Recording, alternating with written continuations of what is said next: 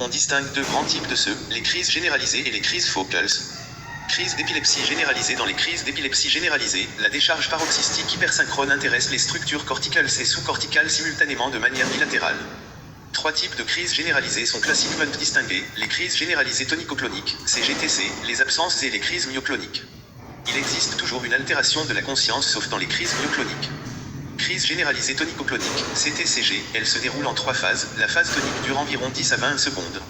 Elle débute très soudainement par une chute, pouvant entraîner un traumatisme, parfois concomitante d'un cri, avec abolition de la conscience, perte de connaissance, contraction tonique soutenue de l'ensemble de la musculature squelettique, d'abord en flexion puis en extension, accompagnée d'une révulsion oculaire, d'une apnée avec cyanose, de troubles végétatifs importants comprenant tachycardie, augmentation de la pression artérielle, mydriase, rougeur du visage, hypersécrétion bronchique et salivaire. Une morsure du bord latéral de langue est possible, de très grande valeur diagnostique, quasi pathognomonique, mais inconstante. Progressivement, la tétanisation des muscles se fragmente, conduisant à la phase clonique. La phase clonique dure environ 20 à 30 secondes.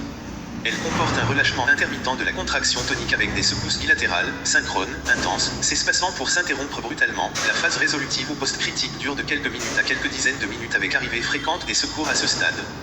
On observe alors un coma profond, hypotonique avec relâchement musculaire complet.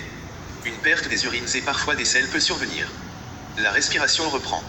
Elle est ample et bruyante, appelée stertor, et est gênée par l'hypersécrétion bronchique et salivaire avec bave aux lèvres. Lorsque le sujet reprend progressivement conscience, il existe une confusion parfois accompagnée d'agitation. À la reprise d'une conscience claire, le sujet ne garde aucun souvenir de sa crise. Il se plaint souvent de céphalées, de courbatures, voire de douleurs en relation avec un traumatisme occasionné par la chute initiale. Absences, elles sont plus fréquentes chez les enfants. Elles sont très facilement déclenchées par des manœuvres d'hyperventilation. Elles sont définies par une rupture du contact d'une durée en moyenne d'une dizaine de secondes, de début et de fin brusque.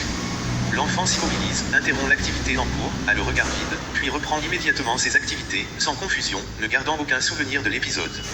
Crises myocloniques, elles sont très brèves, une seconde à quelques secondes, et comportent des secousses musculaires très brèves, 200 ms, isolées ou répétées en courte salle, en flexion ou extension, avec lâchage ou projection de l'objet tenu, voire chute brutale si elles affectent les membres inférieurs. Elles sont spontanées, provoquées par des stimulations, en particulier une stimulation lumineuse intermittente.